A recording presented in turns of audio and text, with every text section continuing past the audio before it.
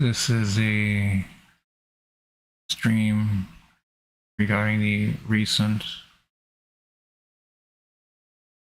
breaking news of Ghana passing bill making identifying as LGBTQ plus illegal.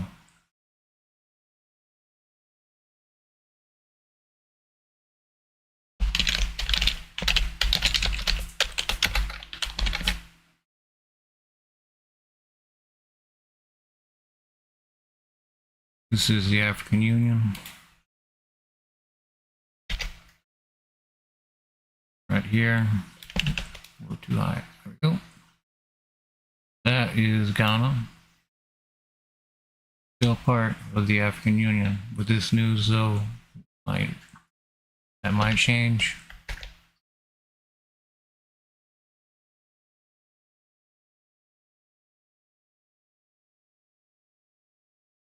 Scroll down.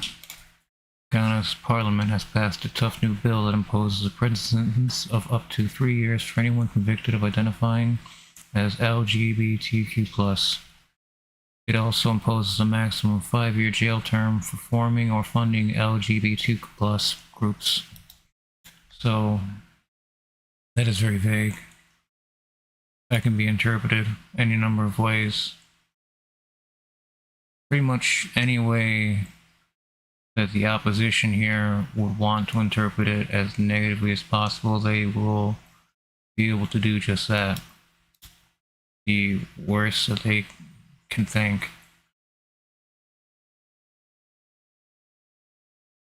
It also imposes a maximum 5-year jail term for forming or funding LGBTQ+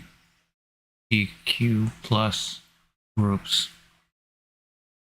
What if you have a Facebook group that you're donated money to, local charity? It exists. This is terrible precedence coming out of West Africa, a very conservative, very anti-homosexual belief structure. Now, Ghana has gone far beyond that, as it also imposes a maximum 5-year jail term for forming or funding LGBTQ+ groups. What if you're part of a Facebook group that is LGBTQ+ friendly? This can be interpreted in any way negatively possible. Lawmakers heckle down attempts to replace prison sentences with community service and counseling. It is the latest sign of growing opposition to LGBTQ+ rights in the conservative West African nation. The bill, which had the backing of Ghana's 2 major political parties, will come into effect only if President Nana Akufo-Addo signs it into law. He previously said that he would do so if the majority of Ghana want him to. Gay sex is already against the law in Ghana. It carries a 3-year prison sentence. Last month, Amnesty International warned that the bill poses significant threats to the fundamental rights and freedoms of LGBTQ+ people. Activists fear that there will now be witch hunts against members of the LGBTQ+ community and those who campaign for their rights, and say some will have to go into hiding. This was echoed by the head of the UN body tackling AIDS, Winnie Byanyima, who said, "If human sexual rights and Ghanaian family values bills becomes a law, it exacerbates fear and hatred, could incite violence against fellow Ghanaian citizens, and will negatively impact on free speech, freedom of movement, and freedom of association." That last freedom right there. Freedom of association is very important because this bill is guilty by association. You don't have to be a homosexual to be punished, to be imprisoned, to be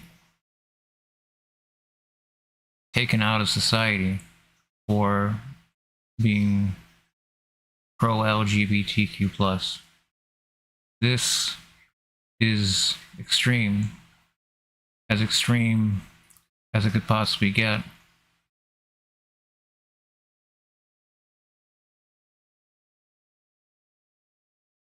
But it can get worse. It can always get worse, as we see here.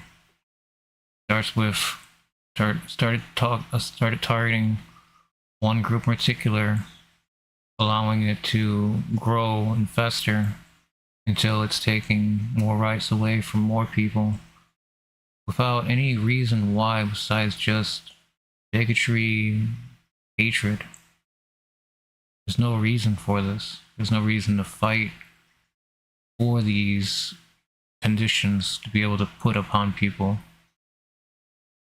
You don't think that they already have a list of people that they would want to target that are big in these communities? These are scary, scary, scary times in Ghana and West Africa in general, losing, again, a lot of West Africa losing itself in the African Union.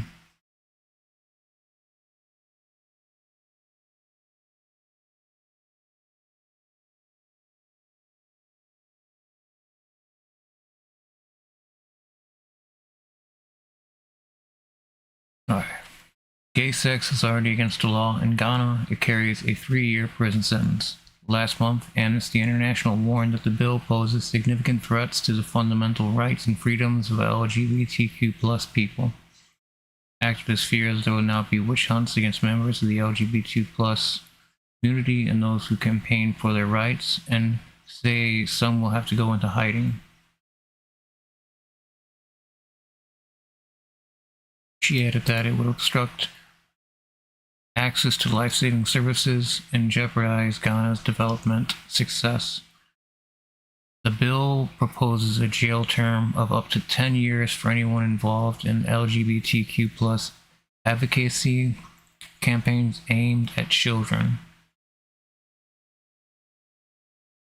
It also encourages the public to report members of the LGBTQ+ community to authorities for necessary action. MPs said the bill was drafted in response to the opening of Ghana's first LGBTQ+ community center in the capital, Accra, in January 2021. Police shut the center following public protest and pressure from religious bodies and traditional leaders in the largely Christian nation. At the time, the Christian Council of Ghana and the Ghana Pentecostal and Charismatic Council said in a joint statement that being LGBTQ+ was alien to Ghanaian culture and family value system, and as such, the citizens of this nation cannot accept it. The bill approved by lawmakers is a watered-down version of an earlier draft. For instance, jail terms have been shortened and a controversial clause on conversion therapy has been removed. During the days-long debate, the deputy parliamentary leader of the governing party, Alexander Afenyo-Markin, suggested further changes. He said lawmakers should decide via a secret ballot whether people convicted of being members of the LGBTQ+ community should be imprisoned by the courts or ordered to do community service and undergo counseling. However, he was heckled into submission by lawmakers who supported prison sentences.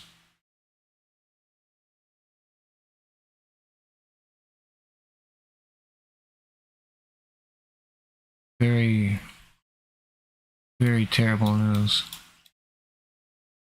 And this is why I will no longer be covering wildfires occurring in the country of Ghana, among other countries that I stopped covering for similar reasons, but those I haven't covered in such a manner as this. Again, this was Ghana passing a bill that imposes a maximum 5-year jail term for forming or funding LGBTQ plus groups. Ghana, West Africa. Thank you for watching, and thank you for listening. Please, if you could, like the stream, subscribe to the channel. Keeps me going, especially in times like this when we want to focus more on Africa and fires that have been occurring throughout the countryside, especially as in Côte d'Ivoire, or the Ivory Coast, neighboring Ghana. Alright, that's what I have for now. Thank you.